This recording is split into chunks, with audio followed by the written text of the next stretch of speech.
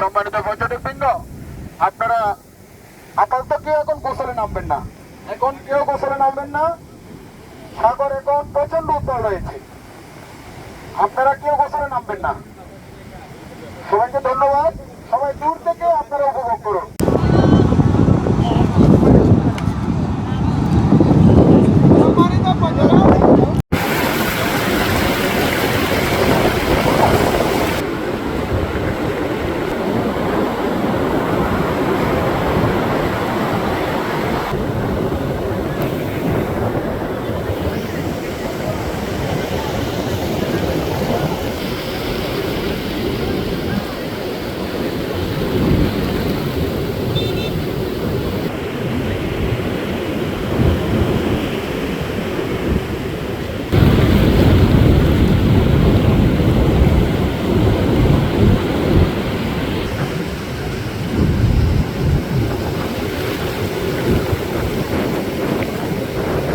আপাতত সাগরে নামা থেকে নিরুৎসাহিত করা হলো, দয়া করে কেউ সাগরে নামবেন না।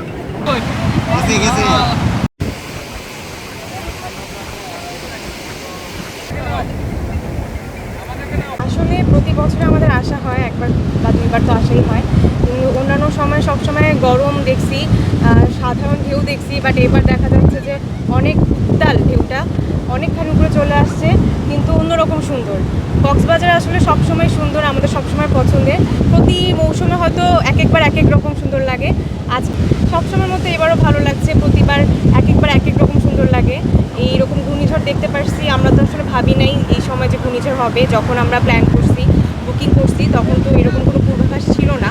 তো এবার আসার আগে চিন্তা করতেছিলাম যে কোনো বিপদে পড়ি নাকি বা কেমন ওয়েদার হবে কে জানে, কিন্তু আসার পর আলহামদুলিল্লাহ অনেক ভালো লাগতেছে। আগের চেয়ে অন্যরকম লাগতেছে, আরও বেশি সুন্দর লাগতেছে। যদিও নামার পরিবেশ নাই, নামাটাও মনে হয় রিস্কি আমাদের জন্য, কিন্তু তারপরও দেখতেই অনেক সুন্দর লাগছে।